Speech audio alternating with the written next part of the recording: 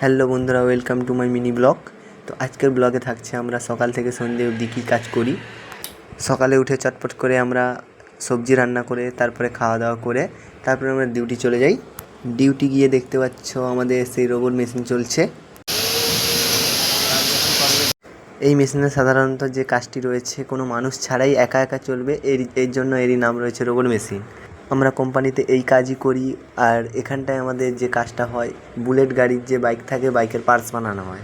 তো কাজ বাজ শেষ করে আমরা যখন রুমে যাব, কোম্পানি থেকে বেরোনোর সময় সিকিউরিটি গার্ড যখন আমাদের চেকিং করে তারপর আমরা ফিঙ্গারপ্রিন্ট দিয়ে তারপর আমরা কোম্পানি থেকে ছুটি নিয়ে রুমে চলে আসি। হ্যাঁ বন্ধুরা, কিন্তু আমাদের কোম্পানিতে মোবাইল কোনো প্রকার অ্যালাউ নেই। আমরা লুকিয়ে এর মধ্যে থেকে ভিডিও করেছি তোমাদের দেখানোর জন্য, বিনোদন দেওয়ার জন্য।